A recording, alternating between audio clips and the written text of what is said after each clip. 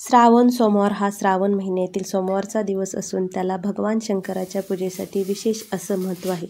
तर या दिवशी लोक उपवास करतात, शंकराच्या मंदिरामध्ये जाऊन दर्शन घेतात आणि शिवामूठ अर्पण करतात. तर आता पहिल्या सोमवारी तांदळाची शिवामूठ अर्पण करायची होती. आता दुसऱ्या सोमवारी पांढरे तीळ होते आणि आता उद्या येणार आहे 11 ऑगस्टला तिसरा श्रावणी सोमवार. तर तिसऱ्या श्रावणी सोमवारी कोणती शिवामूठ अर्पण करायची, कशा पद्धतीने करायची, तर ते थोडक्यात तुम्हाला या व्हिडिओमध्ये दाखवून देते. जर तुम्हाला मंदिरामध्ये जाऊन जर पूजा करता येत असेल तर अगदीच छान, पण तसं जरी करता येत नसेल तरी घरामध्येही तुम्ही अशा पद्धतीने पूजा करू शकता. घरामध्ये जे काही साहित्य उपलब्ध आहे त्याच्यामध्ये अशी अगदी साधी, सोपी आणि पटकन होणारी अशी पूजा आहे. कोणीही करू शकेल, एवढी सोपी आहे.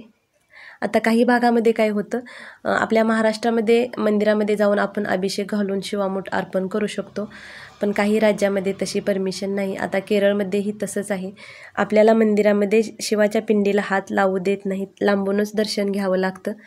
तर मग आम्ही काय करतो, तिथून असंच दर्शन घेऊन येतो आणि घरामध्ये आपल्या जी घरातल्या देवघरात जी पिंड आहे त्याची मग अशा पद्धतीने पूजा करून घेतो.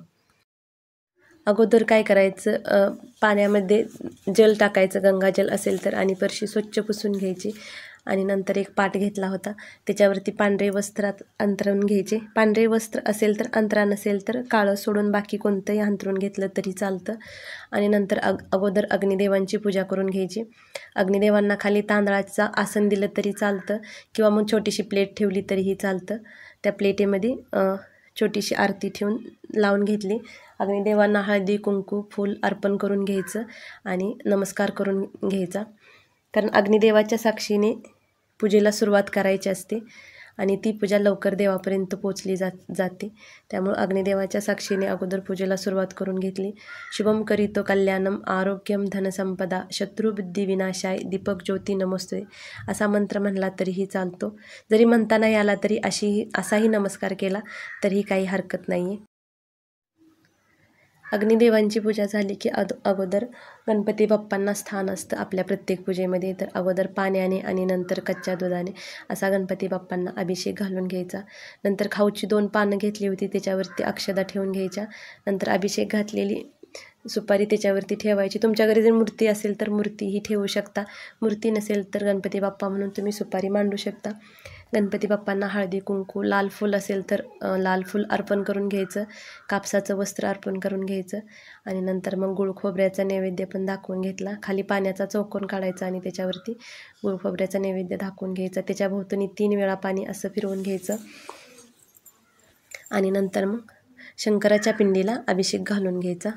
नंतर पिंडीला अभिषेक घालताना अगोदर पाण्याने आणि नंतर दुधाने असं 108 वेळा जरी तुम्ही ओम नमः शिवाय असा मंत्र म्हणत जरी घातलं तरी चालतं.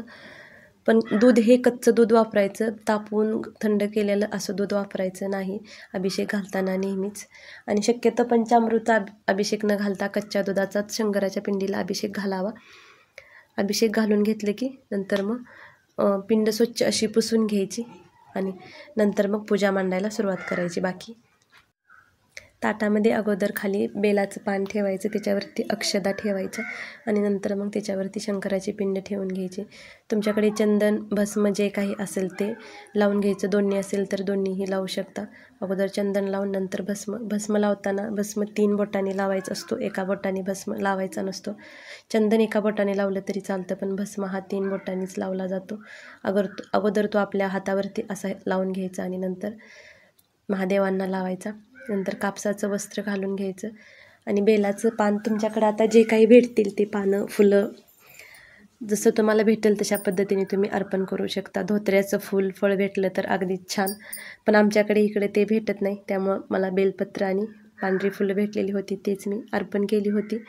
पण बेलपत्र अर्पण करताना त्याचा देठ कट करून घ्यायचा, थोडासा असा तोडून घ्यायचा आणि बेलपत्राला आतल्या बाजूने चंदन लावायचं आणि बेलपत्र हे पालतं अर्पण केलं जातं. आता तुमच्याकडे जेवढी बेलपत्र असतील, 5 असतील, 11 असतील, 21, 108 भेटली तरी अगदीच छान. तेवढे बेलपत्र तुम्ही ओम नमः शिवाय या मंत्राचा जप करत अर्पण करू शकता किंवा श्री शिवाय नमस्तुभ्यम असा मंत्र म्हणला तरी चालतो. शंकराचे भरपूर असे मंत्र आहेत किंवा महामृत्युंजय मंत्र, भरपूर असा प्रभावशाली मंत्र आहे तो. ओम त्र्यंबकम यजामहीम सुगंधिम पुष्टिवर्धनम उर्वारुकमेव बंधनान मृत्युमोक्ष यमामृतात. या मंत्राचा जरी जप करत तुम्ही बेलपत्र अर्पण केलं तरी चालतं. तुम्हाला कोणता सोपा वाटेल तो तुम्ही म्हणू शकता. आणि तो मंत्र म्हणत म्हणत असं जे काही बेलपत्र आहेत, पण विषम संख्यामध्येच बेलपत्र अर्पण करायचे असतात, 5, 7, 3, 11 अशा ह्याच्यामध्ये.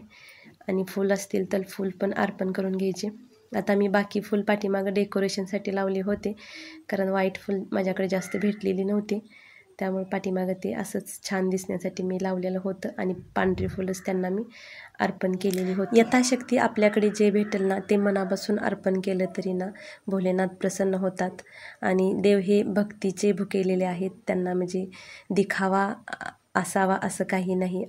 आपण किती मनापासून भक्ती करतो किंवा आपल्यामध्ये किती श्रद्धा आहे देवाबद्दल त्याच्यावरती म्हणजे हे असते. असं नाही की हेच साहित्य आपल्याला पाहिजे तेच भेटलं नाही असं काहीही नसते. फक्त मनापासून भक्ती केली ना. आणि भोलेनाथ तर अगदी भोळे आहेत. आपली जी साधी सोपी भक्ती असते ते मानून घेतात. आणि नंतर मग पार्वती मातेसाठी पुढं विडा ठेवून दिला. खाऊची 2 पानं घेतली, त्याच्यावरती खारीक, खोबरं, हळकुंड, सुपारी असं ठेवून हळदी, कुंकू आणि फूल अर्पण करून घ्यायचं विड्याला पण. आणि नैवेद्य म्हणून मी दूध साखर घेतलं होतं. खडीसाखर असेल तर खडीसाखर नुसती दाखवली तरी चालते. खाली पाण्याचा चौकोन काढून त्याच्यावरती नैवेद्य ठेवून दिला. आणि काही फळं असतील तुमच्याकडे, केळी, सफरचंद जे काही असेल ते तुम्ही फळ पण अर्पण करू शकता.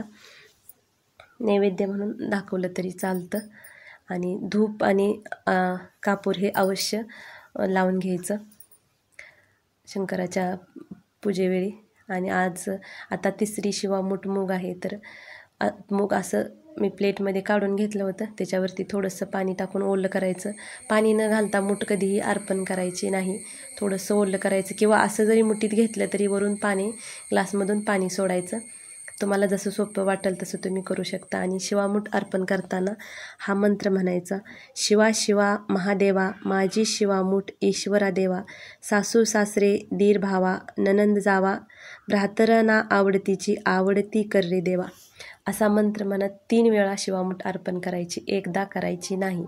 3 वेळा आपल्या मुठीमध्ये जेवढं धान्य बसतंय ते मूठ भरून धान्य असं घ्यायचं आणि हा मंत्र म्हणत आपण शिवामूठ अर्पण करून घ्यायची.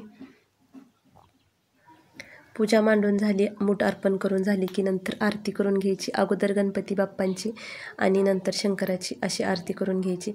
आणि तुम्हाला जेवढं जमेल तेवढं त्या दिवशी नामस्मरण करायचं. तिथंच बसून जरी तुम्ही जप केला तरी चालतो. 1 माळ, 3 माळ, 11 माळ तुम्हाला जसं जमेल तसं. जर वेळ नसेल तर तुम्ही फोनमध्ये लावूनही तुम्ही काम करत करत करू शकता. तर कसा वाटला व्हिडिओ कमेंट करून नक्की सांगा. आणि चॅनलवरती नवीन असाल तर सबस्क्राईब नक्की करा.